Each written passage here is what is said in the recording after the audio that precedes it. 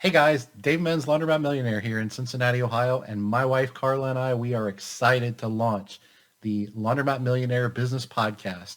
Our first couple episodes are going to be a multi-series episode, and what our goal with this was to sit down and tell a very transparent, very real version of our story. We asked Jordan Berry of Laundromat Resource. We asked him to kind of be our guest host, and he knocked it out of the park. He helped us tell our story for sure. You get to find out how we really he became the Laundromat Millionaire. My part in that journey, the struggles and the victories. One of the reasons I wanted Carla to join me on this is because I wanted to give the other side of the story. She's not a natural entrepreneur. She'll admit that. But the reality is she's been along my side every step of the journey. She's been what I call the brains behind the scene of making our business run. And one of the things that I think really brings a strength to our business from day one of our entrepreneurial journey is that we run everything by each other. I bounce ideas I have off of her, and she looks at things through a very different lens. And so part of this multi-part episode series that we're going to talk about with Jordan is just my side of the story and then her side of the story. So we hope you guys will join us on this crazy ride. Tell your friends. But now we're just going to get started with the recording with Jordan. And we thank you guys for coming along for the ride. We hope you enjoy it.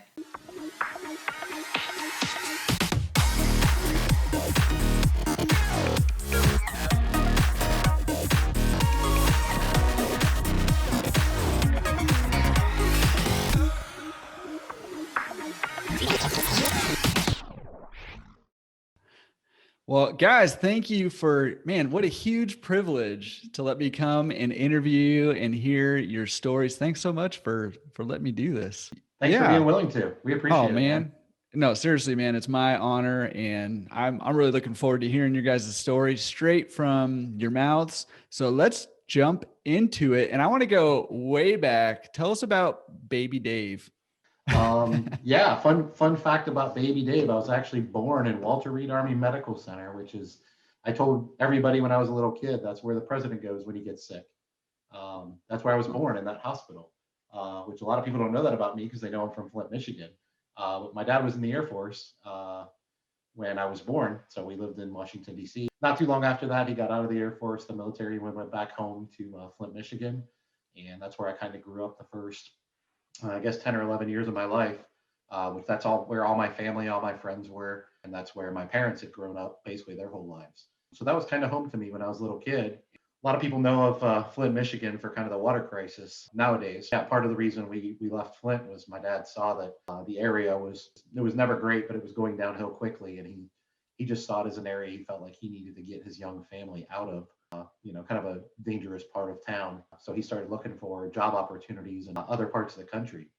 And so what I tell people is really the first 10 or 11 years of my life, I grew up in, pretty extreme poverty because, my dad was just an entry-level position. My parents were very young when they got married. They actually got married in high school. And my brother, I was the second. They had my brother when they were 17 years old.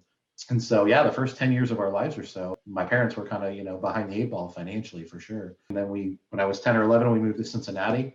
That was kind of the beginning of probably us being more lower middle class because my dad got a pretty decent job when we moved to Cincinnati. He was in the IT field, and so slowly but surely, he was a grinder himself and kind of worked hard. He wasn't an entrepreneur; he was an employee at a local hospital here in Cincinnati, and he kind of worked his way up in the IT world. And eventually, by the time I was a young adult, my parents were probably more middle class, which is what a lot of people know me as, not realizing, what the first 10 or 11 years of my life was like. But there's those life's lessons of growing up very poor and not having anything. The first 10 or 11 years of your life, they kind of stick with you, even though my dad, worked really hard to kind of pull us out of poverty. So that's a real quick kind of synopsis of my childhood. I'm sure my parents, if they could choose for them to raise their kids in a little bit different financial situation, at least they probably would have. But, I kind of wear it as, I don't know if a badge of honor is the right way to put it, but it's made me who I am today. And at 44, I don't claim to be perfect, but I like who I am.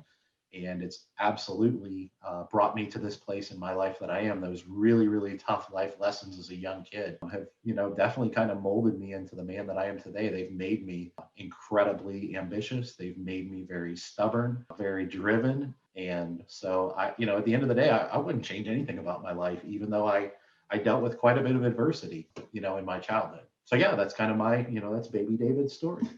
Yeah, that's great. Well, it's funny because when you were saying that you're stubborn, Carla was nodding her head pretty vigorously over there. Yeah. Well, I mean, anybody that's known me for more than 2 minutes knows that I am stubborn to a fault. Those that knew me probably pre-30s, that was not a good thing. But those that know me now, a little bit older in life, I like to think that at least most of the time I use that stubbornness and kind of channel it for good. Stubbornness if used for bad can be really, really a bad situation. And she's going to agree with that too. But yeah. I mean, as I get a little bit older, I like to think I matured at least a little bit, and you learn to use that stubbornness, which is just part of who I am. You can't change who you are, but I've learned to use it for good, because if I decide to do something, there is unless you're going to kill me, if I decide to do something, you're not going to stop me. And if you use that for good, like helping others and building businesses and serving your community and things like that, it can absolutely be a positive personality trait for sure. Yeah, absolutely. And I know growing up in extreme poverty, my early years, a lot of people don't know my early years. No, I didn't know that. Super poor also. And similar to you, like I've taken a lot of lessons from that period of my life. I'm just curious, I want to hear about Carla's story too. But before we get to that, I'm just curious if you have maybe like one or two things that's really stuck with you. I know that stubbornness is one of those things that's a positive trait now. But maybe if there's one or two things that stuck with you that maybe has helped you find the success that you guys have found. There's definitely many things. I'm trying to think of a good example of one. Just from more of a broad, big picture perspective, I just remember pretty much my entire life, even as a young teenager, to be honest with you, when you're poor, you have really nothing. But when you're lower middle class, you have the necessities, but you still don't really have a lot of extra. You don't really have many luxuries. You just kind of have a roof over your head and food, which is very important to have. There's certainly not much extra there. And so one of the things I just remember from my childhood very vividly, and certainly when I was younger, is it just seemed like everyone had more than me. And I'm just talking material possessions, but I'm talking like the cars that my parents drove, especially in my young childhood, were embarrassing, I'm sure, for them and for me. And, when you're a kid and even a teenager, it's mortifying. And I just remember being, I played baseball growing up, and I remember like all the kids on the team, not all, but most would have at least a decent glove. And, for the most part, they had their own bats. And some of them had like the really nice fancy bats and stuff. And I like had yard sale glove and was borrowing my friend's bat, or using the team bat. Mm-hmm. And, that doesn't exactly stream, there's many people in the world that would, kind of laugh that we call that poverty in the United States. So everything in life is relative, I suppose. But I just remember it just seemed to me like everybody had things that I didn't have. But the interesting thing to that is, and I can't take credit for it because I guess it's just who God made me, I never once remember resenting people for that. I never remember looking back and saying like, I hate you because you have this or because you have a nice car. For me, it was a driving factor. And I mean, I was the kid at 5 that was like, I would mow your lawn if you would let me start that lawnmower because I wanted $10 or whatever. And I would shovel your driveway before I could pick up a shovel. I don't know how to channel that into a great story, but at the end of the day, I just remember always feeling like everybody had more than me. But I also don't remember ever feeling sorry for myself or my family or being resentful. It just burned in my mind that nothing was ever going to be given to me. But I also looked around and I saw that I lived in America, and I didn't, understand economic systems or anything back then. But I just looked around and was like, but you know what? I can get that. Like if I want that bat, I can go get it. I just got to go work for it. And I never sat around thinking like, man, but that kid don't have to work for his bat. So I've never really understood that train of thought. It just wasn't a part of me, but it absolutely drives me to this day. And it's not really even a material possession kind of thing. It's more about like a lifestyle and the freedom associated with that and the lack of stress. Because when you grow up with no money, like everybody says, oh, talking about money is the cardinal sin. Well, I mean, it may not be talked about at the dinner table, but trust me, when you can't pay your rent, you can't pay your electric bill, and mom and dad are fighting because they're trying to come up with $40 to pay for your baseball season. And they don't do these things in front of you, but you hear them as a kid. And like, it creates this stress. And my parents would be mortified to hear me say that, but I just believe in being honest and transparent and telling the real story of my childhood. And those that knew me growing up, I could have had a much worse childhood. So a lot of people do. And so I don't want to insinuate or suggest that I was like this in this terrible, terrible position. I had two parents that loved each other very much and that loved their children very much. It was more of a financial struggle than, I had a lot of things going for me that a lot of kids don't. But money and financial security and lack of stress were not. We're definitely not those, for sure. But that was something that was just really burned in my brain to this day. And it still drives me for some reason. Now it doesn't drive me to buy material possessions. It just drives me for that freedom of now that stubbornness is more like, I don't want to have to answer to anyone but God. I don't want to have to ever answer to an employer. I don't want to ever say, well, I have to do something I don't want to do because I don't have the money for my mortgage or what have you. It's more about independence and freedom at this point. Yeah. And I think that's huge. And I think you're right. Like the financial stress, it's kind of like, it just makes everything so much more difficult, right? In a family, and even just simple things like a baseball season that really doesn't cost that much money. But when you don't have the money, you want good things for your kids and you want them to be able to do stuff. It's very, very stressful. I get that totally. And it's, on the one hand, you don't want to have to go through a situation like that. But on the other hand, if you can channel that into positivity and changing your family tree, you'll endure it to learn those lessons. But Carla, I don't know about you, but I'm kind of tired of hearing Dave talk. So let's talk about your story. Well, tell us about baby Carla. Well, my story is inspiring. I bet it is, but I bet it's inspiring in a different way. In a different way, maybe. Yeah. So I came from a very middle class family. I'm from Kentucky, a very small town in Kentucky, a rural community. I grew up surrounded by tobacco fields and cows everywhere. So my mom stayed home with us until I'm the youngest and I started kindergarten. So she was there with us. And then my dad worked for Cincinnati Bell, which is the telephone company in Cincinnati, because the town that I'm from is only 30 miles south of Cincinnati. And they provided for us. I never needed anything. And honestly, I didn't want for much. I mean, I was very well provided for. I know my parents worked hard to make that happen. Yeah. And I know Dave and my dad like to talk finances and all that kind of stuff. My dad picked up all kinds of overtime and worked crazy hours to make sure that his kids had a better upbringing than they did. Because my parents did grow up poor. But I remember growing up, I had no idea, if there was ever financial stresses, I was clueless. I had everything I wanted and needed, and I was just enjoying being a kid. And if I ever really wanted to do something, they made sure it happened. If it was a financial struggle, I never heard about it. I don't know. Maybe I was just oblivious. So I just had this super kind of idyllic American childhood. But I would say some of the greatest lessons for me were just lessons from my parents. And the way they work together as a unit to support the family and provide a loving family environment that was so supportive. My parents always 100% believed in me, loved me, and made me feel like I could do or be anything. So I had so much support and so much love growing up.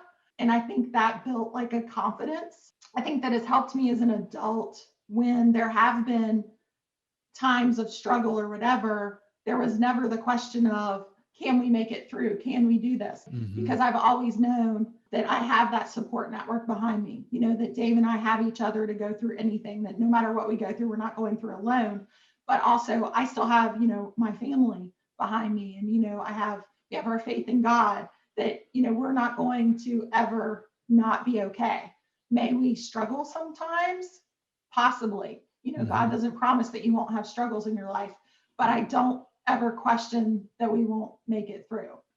So I grew up in this small town.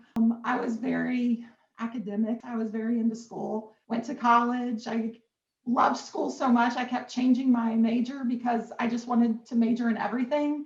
That's a true story, by the way. That is true. I still can't wrap my head around I know. I just love going to school and I love learning new things. I got my degrees actually in accounting, but I worked in public accounting for a year after I graduated in like a big corporate accounting position downtown in Cincinnati. I was an auditor. I took the CPA exam. I passed that, all that, living the dream, and I hated it. I absolutely hated it. So I left accounting after a year and ended up, I wanted to do something where I felt like I was contributing. Because that was, I think, another big lesson with my parents and being from a small community. And my parents still to this day help everyone. It's just the nature of a small community. Like if you can, you do for everybody else. And you know, when you're in a time of need, they're going to be there for you too. And so I was raised kind of that way where everybody helps each other. And I think being an auditor, I felt more of like a nuisance than just someone checking up on everyone rather than someone that's actually contributing and helping others. So I ended up looking into what I thought I would never be, which was a teacher.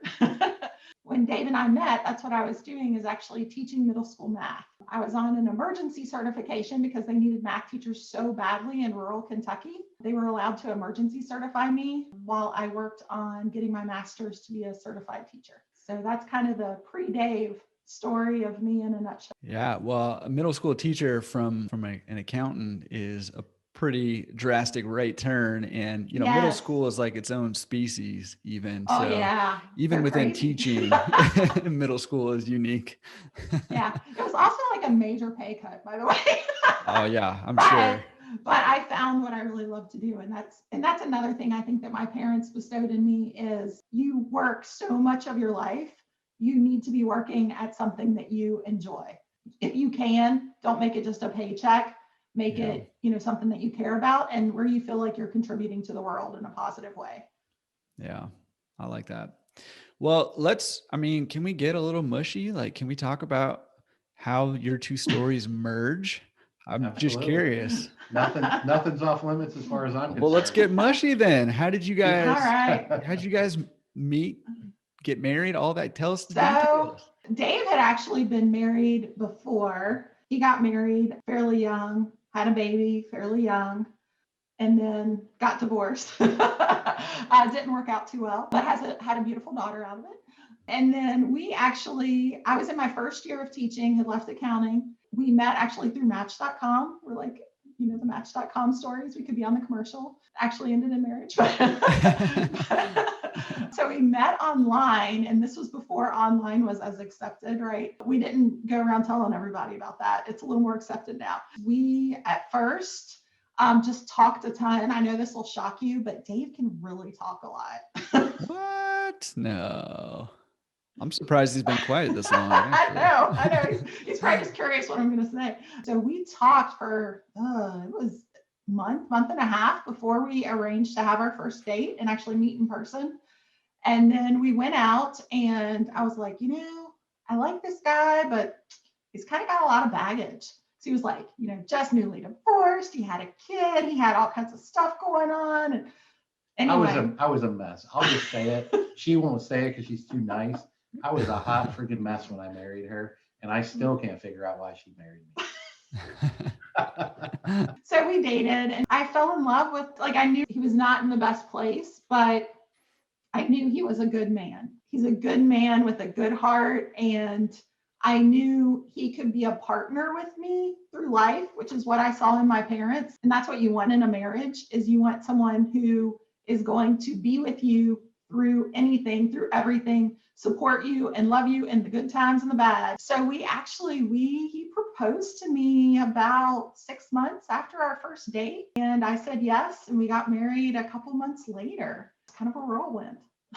That's a big time Match.com success story right there. I know. They really need to call us for the commercials. Yeah, they should. We should consider selling advertising actually on our podcast. Since this is our first episode, a few things I'll add to that I find is she and I have talked many times. And if we had met, I was 26 when we met, and I had been married.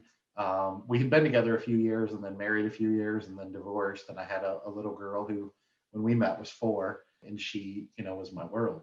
She was my everything. I was a single dad, basically. And I had recently went through bankruptcy. That's why I said she won't tell some of this, but I will. When she met me, I was newly divorced. I was a single dad. My house was being foreclosed on, and I was going through bankruptcy. I was like pretty much the worst possible candidate to date. on the face of the earth, other than the fact that my daughter was stinking adorable. And I absolutely use that to my advantage, by the way. So if my daughter Absolutely, man. sees You use this, what you got. I mean, yeah, I didn't get Carla. My daughter got Carla. Yeah. But anyway, the interesting thing about that is we both talked, and she says for her too, but for me specifically, who I was and the person that I was before I was married the first time, and certainly before I had my daughter, she would not have been interested in at all, like for a second. And I'm not going to say that I was just a terrible human being. I was still the same guy. I was just very immature, very interested in just running around with my friends and socializing, somewhat stereotypical young adult, my early 20s and stuff. And having my daughter, as soon as I found out that she had been conceived, the first thing I thought was like light switch. Everything about me switched instantaneously to the entire world being focused on this baby that's coming. Nothing mattered to me except for providing for her and caring for her and protecting her and all the things that all parents do, or all good parents do. It tore out all those distractions of the things I was doing and focusing on that weren't really who I was going to be as a mature adult and a father and a husband. We never would have ended up together if it weren't in a scenario where I was a single dad, is really what I'm saying. Having a kid made him grow up. It made me be the guy that she would want to marry. Yes. And she said too, she didn't go through a lot of the adversity that I went through and stuff. But I mean, she's admitted too that, if we had met when we were 21 or 22, she doesn't feel like she was the same person then. Yeah. Maybe not as drastic as me. And so, like I said, I'm, I don't want to call it fate or whatever. I mean, I like to believe it's God.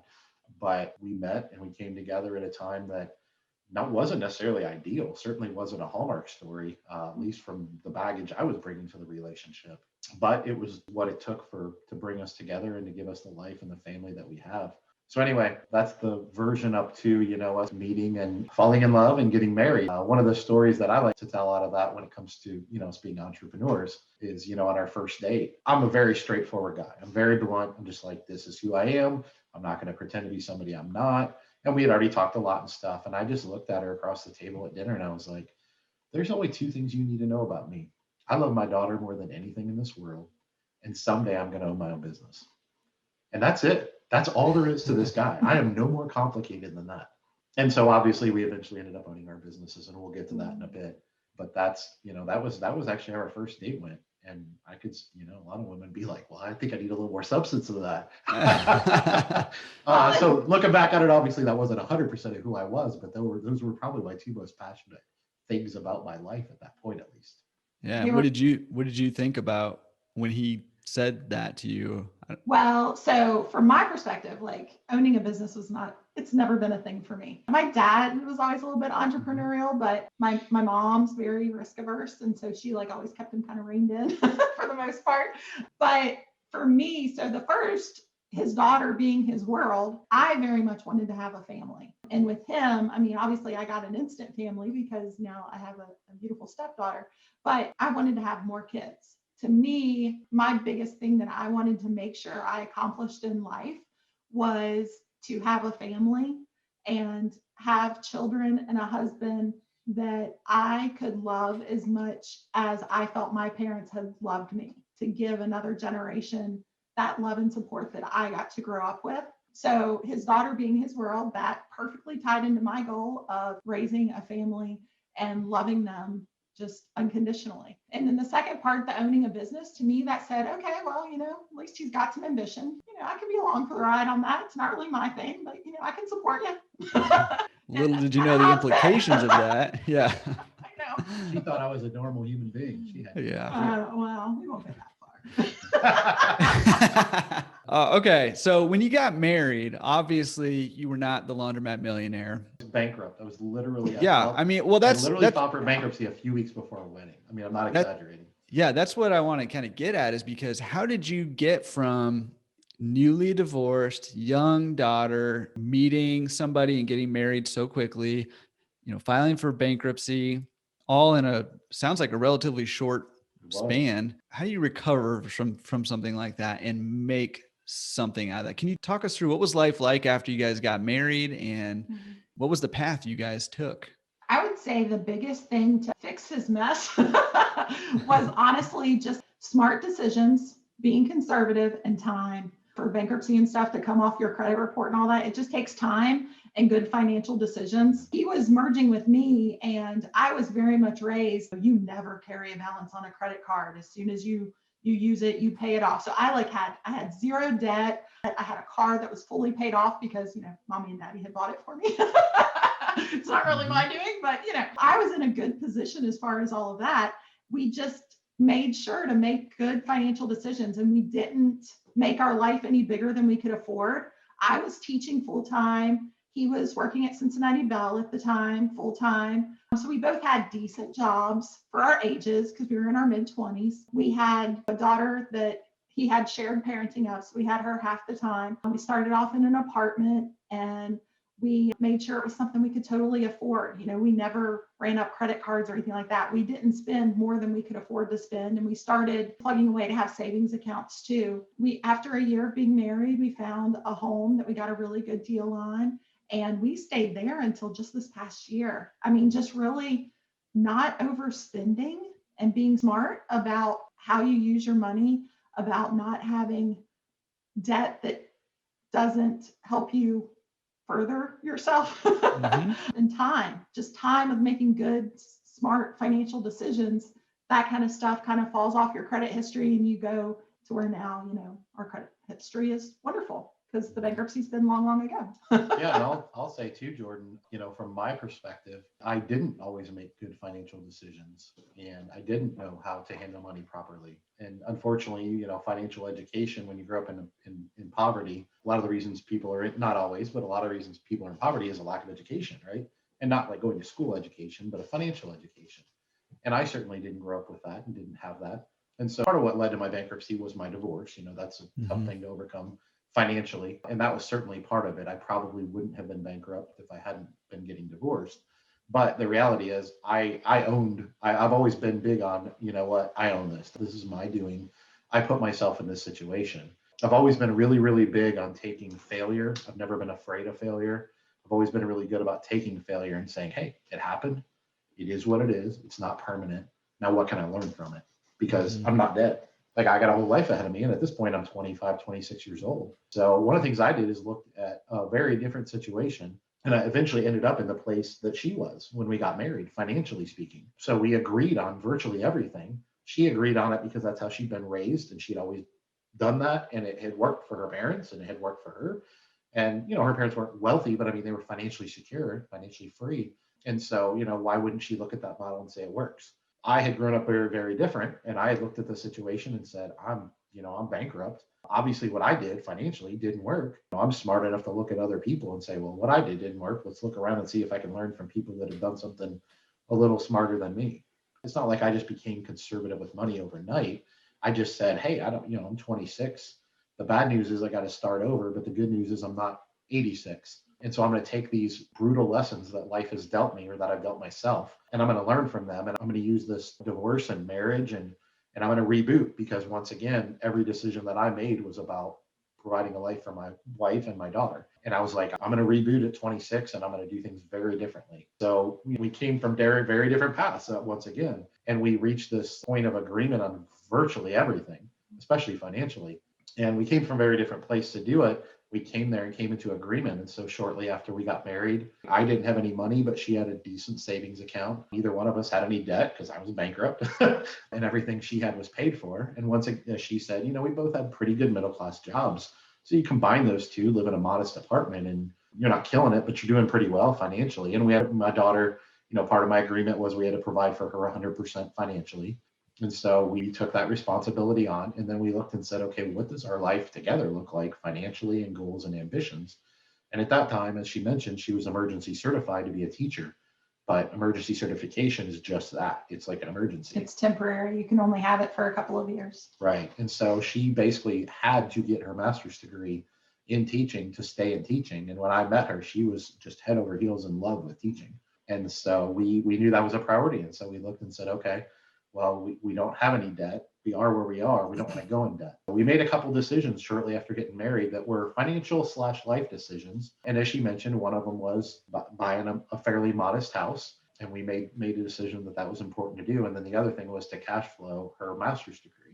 And so we didn't want to borrow any money. So we lived below our means in a sense of could have used that money for something else, but we cash flowed her master's degree and she went to night school and worked during the day. We just were very disciplined and very goal oriented. And those two things were our goal: buying a house, a modest house, repairing my credit, of course, and cash flowing her master's degree. And we knew that if we just kind of buckled down and were disciplined for 2 years, she would have a master's degree and we would still have no debt and we would be in a pretty good place. And I don't know if you have anything to add as far as the 2-year window, but she worked a full-time job, was newly married, had a stepdaughter for the first time, and she went to school at night. Oh, also my job, because we met on Match, but I still live down in Kentucky and he lived up more in Cincinnati. So we met, but we actually lived an hour apart and my job was down where I lived.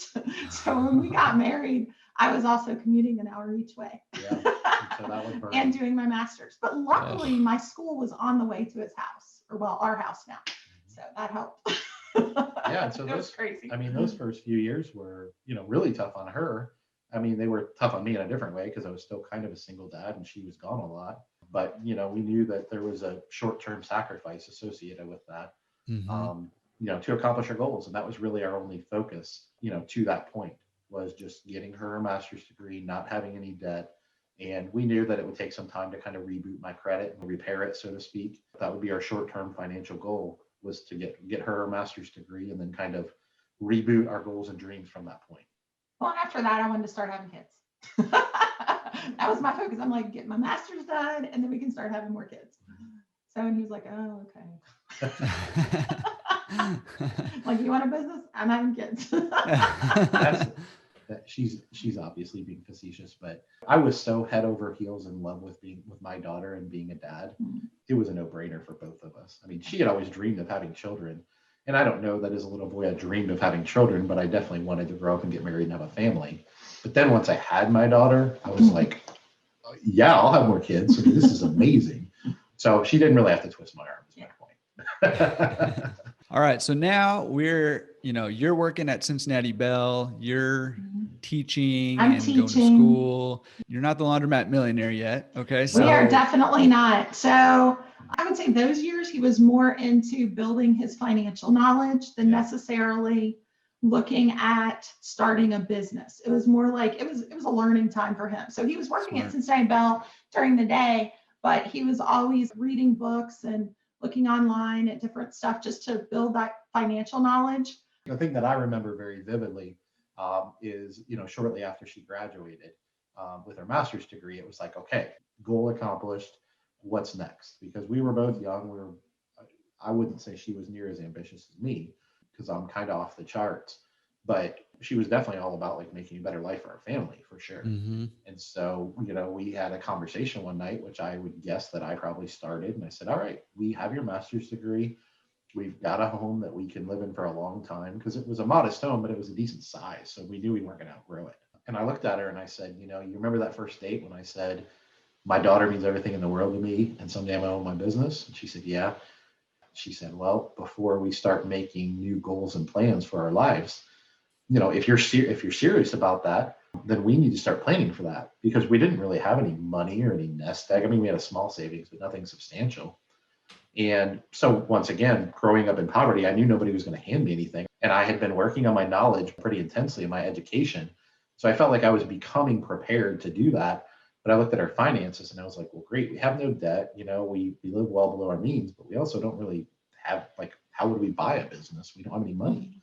Because everybody says that wants to own a business, doesn't own a business, well, I don't have the money to buy a business. And so, we certainly didn't have all the answers. We didn't have near the financial education or the business experience that we do nowadays, but we were at least smart enough to understand that we had to continue to live well below our means and essentially squirrel away the money we had been spending on her education, rather than increasing our lifestyle, which is what a lot of people would do in that situation. Another thing we did was, so the house that we bought was big, it was nice, but it was very outdated. So a lot of those first years together were building sweat equity in our house too. For sure. We were constantly doing home projects because we knew that we got a good price on our house. So we automatically had some equity kind of built into it. And the more renovating we could do, even with our own labor, the more our house would be worth. And we could, borrow against potentially. for a business venture. And then around that time, once I finished my master's is when Dave finally started looking at business opportunities. It ended up being not just reading the books, reading the articles about business, but he started looking at stuff like, and so they were much you heard his smell. No, I just never knew how far one was going to go, because one thing with Dave is he says, you know, he's all in. Well, when a new idea comes, he gets so excited that he jumps in, you know, 100,000%, right? And you don't know. And he like gets so excited and he's all over it. But then like after you give him a couple days to delve into it more and examine it and all that kind of stuff, a lot of times he comes up and he's like, yeah, that thing I was so excited about, yeah, I don't think that's really going to work. You know, and I'm like, so for me, he would get all excited and I would just be sitting there thinking, okay, is this one going to, I wonder, is this excitement going to last a day, or is this like a for real thing, or just like, you know, a week? Like, what are we looking at here? Part of the creative process. You got to let the man work. What kinds of things was he excited about, out of curiosity? Oh my gosh, there was. People are going to love these. I know. There was the weirdest one was probably these beanbag chairs he came across. They were like these giant beanbag chairs, and he was like so into the business or whatever, the business model or whatever. And so that was one. We were going to sell beanbag chairs. Luckily, that one didn't last. The Beanbag Millionaire would have an awesome ring to it. I'm just saying. The Laundromat. That was just saying. The weirdest one. There was flipping cars. He like bought it, and we did one car. He bought a car like on an auction. We did make money. We like cleaned it all up, and he ended up selling it for more than, you know, paid for it or whatever. But it was a pain in the butt. Oh my God. A lot of work. Yeah. Probably like $2 an hour I paid myself. Yes. Yeah. He made money, but it wasn't good money. Yeah. And then we looked at flipping houses. Because, you know, we've been doing all these renovations at our own house. We're like, you know, we can do some of the work ourselves. And we went pretty far down that one with one house and learned that the entire basement had been flooded and was covered with mold. And we're like, yeah, no, that's not a good buy. Yeah. Just not too long after that was when he came across a laundromat that was for sale on Craigslist, not very far from our house. And he came home all excited about it. He's like, look what I found. And he had already driven by and checked it out and walked around inside.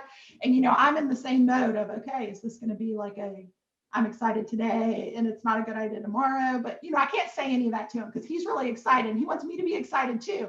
So I have to, you know, kind of pretend. And you're a good wife. My wife's like, that's a dumb idea. Like, that's dumb. I mean, I'm supportive. And then I just kind of ride it out to see if it's going to be like, is it going to stick, or is he going to, because he gets over it himself. You know, he figures out it's a bad deal on his own. So I don't usually have to say too much. But anyway, so he's like, I want to take you to it. So he took me to this laundromat. Oh my gosh. And I know because I edit videos for your YouTube channel.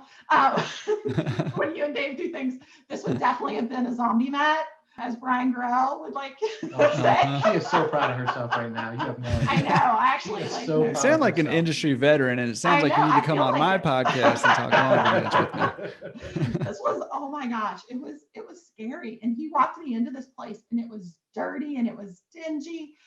There was a homeless guy living in the back of it. Like not sleeping for the night. Yeah, with a sleeping bag. He was the security. The owner was letting him live there because he cleaned up. To keep an eye on it.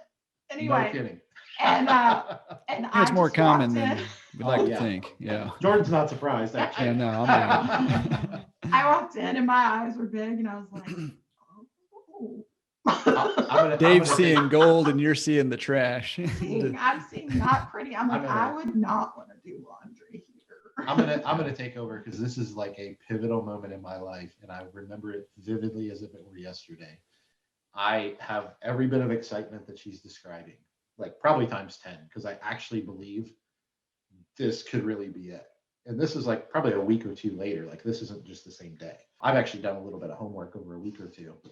And we're walking through, and I'm just over the moon excited because I just see potential everywhere. And I didn't have a clue how I was going to do it, but I just saw potential. And this, by the way, this was a couple miles from our house. This is in Amelia, Ohio, where I grew up. At that point now it's been probably over 30 years, but at that point I had lived there for probably over 20 years. So I knew this local laundromat used to be just booming, and it wasn't anymore. I'll never forget that we walked through there, and I show her this and I show her this, and I'm like, I'm like, I know it's rough. We're going to have to do, I'm going to have to be in here doing some work, and we're going to have to remodel and paint, and we're going to fix it. Probably 80% of the machines are out of order. I said, we're going to have to, get these machines fixed. And she was like, well, do you know how to fix them? I'm like, well, no, but I'll figure it out. And she's just like, okay. She knows not to you can't jump in front of a runaway freight train. Yes. I mean, you can, but it'll run you over. Right. You're Well, I not try going to not stop. to crush his You're not dreams. going to stop the freight train. And I've always said, I married someone that is very, very smart, and she knows when to not step in front of that train. But I was scared. I bet and you were. I finally just couldn't contain myself. And I had, pitched my pitch and whatever. And I look at her and I said, what do you think? And she just goes, I think I want to leave. And I was like, what do you mean you want to leave? Can we go? And I was like, are you okay? She goes, I don't want to be here. I want to leave. Okay. So we went and got in the car, and I'm like backing up, and I'm like, I don't know what to do with that. You're probably feeling blindsided, huh? Yeah. I'm like, I don't know what to do. I didn't expect her to be excited, but I was just like, give me something. I want to leave. What does that mean? And she was just like, were you not scared of there? And I grew up in, once again, a pretty rough area. And I'm just like, are you for real? We're in Amelia, Ohio. What's scary? The scariest place in Amelia, Ohio is not scary. It's probably that laundromat. It probably was at the time. Yeah. Actually, it probably definitely was. And I just thought that was your only thought, was you want to leave. It was scary. And the interesting And granted, I have lived a pretty sheltered life. She had for sure. Mm-hmm. And it takes quite a bit to really intimidate or scare me physically. We're driving home and I'm just doing damage control at this point. I'm like, this is really actually kind of a pivotal point once again in my entrepreneurial journey, because I don't know that prior to that point, I'd really given a whole lot of thought to how I would run a business. I mean, I knew that I don't really do anything halfway, but I for the rest of my life, including sitting here today, I remember that look in her face of just being afraid and wanting to leave. And as we're walking out, I look around and there wasn't a lot of people in there, don't get me wrong, but there was some people in there and they had kids. And as I'm walking out behind her, because she basically ran out the door, I wonder if that lady is scared and her kid's in here. I have a kid once again, and I would do anything to protect my kid. I can't imagine having no choice but to bring my child, whether I was a male or female, into a scary environment because I have to get my laundry clean. But I just remember thinking, if we do buy this, every decision that I make in my business for the rest of my life is going to be predicated on what I feel comfortable with my wife and my children coming here and doing laundry. And that still is my guiding, one of probably 3 or 4 guiding lights to this day, is I don't want any customer to feel that way, but I use her as kind of the barometer. The first thing I do is I look at it and say, okay, would I be comfortable, regardless of whether she would I be comfortable with my wife and kids coming here without me? And then the next question is, would she be comfortable bringing our wife and herself and kids here without me? Mm-hmm. That drove me quite a bit, and it still does to this day, as to this is where we bought the laundromat, because we did eventually buy it, and we'll get into that, but we eventually bought the business. But that drives me to this day as to my standards. That story resonates with me because we had a very similar experience with ours. But I'm curious, how did you get from I want to leave to, okay, Dave, let's buy the laundromat with the homeless guy living in the back? And well, I'll let her talk. I'll let her talk, but she went to the closing not wanting to buy this laundromat, just to be clear. So she didn't get there. She just knew the train had left the station. But I would say that I told you in the beginning, my parents had taught me to support each other and love each other unconditionally. I was just being supportive. One thing was, this was kind of his venture, not mine. I was supporting him in his venture more than it was my venture too, because at this time, also, he took me to see this laundromat. I was very pregnant with our second son. So I had a lot of other stuff on my plate. I was still teaching full time. I was very pregnant. So I was kind of worried about all that kind of stuff. I don't think until I signed the closing papers was I for sure this was, because we'd had other ventures that had went, so far, and then it'd be like, oh yeah, that's not a good idea kind of thing. I think I was still going into the closing, not knowing if maybe this was going to be oh no, never mind, we're not going to do this kind of thing. I was never passionate about it or sold on it like it was something for me. It was more like, I'm going to support my husband in the thing he's passionate about. And he is out of his mind. Yes. And that's honestly is probably a good remains description. true. Still, he's very passionate about our businesses. I have roles in our business that I do, but it's all about supporting his dream more than it's my dream. Just to go off of that a little bit, on the way to closing, another vivid memory for me, because you have to remember, I'm driving to the closing. She thinks I'm insane, but this is my dream. This is when I was 5 years old and I had my kindergarten graduation. They ask all the little kids what they want to be when they grow up, and he wants to be a police officer and so on and so forth. When I was 5 years old and they asked me that at my graduation, I said I want to be a business owner. And at this point, I'm 33 and I am on my way, and all I have to do is sign a 6-inch stack of papers, because it was an SBA. It was an SBA loan. Yeah. So I had to sign a 6-inch stack of papers and sign my entire life over to them, and I would own my own business. Now that business was losing money, so most people call that a hobby, not a business. I vividly remember that we're roughly 15 minutes from our credit union where we're going to close, and we're driving, and she looks at me and she goes, "You are really going to do this, aren't you?" And that's when she said her side of the story there, I was like, oh, I believe that's what was going through her mind, because she's like, okay, we're getting awful close to this place. Like, and I can't wait for the fizzle out. Right. And she's apparently really hoping. And I'm like, oh, there is nothing on planet Earth that'll stop me from buying this place at this point. I had done all my homework. I had done 4 or 5 months of due diligence. I had already, before we even closed, found a phenomenal equipment distributor. And I didn't know anywhere near what I know now. I just knew that I already had found several of the key components that I needed to be successful, because I've always known that business is a team game. I had a lot of confidence in my wife. I knew she had accounting background, so we would figure out the books. And by we, I mean she. We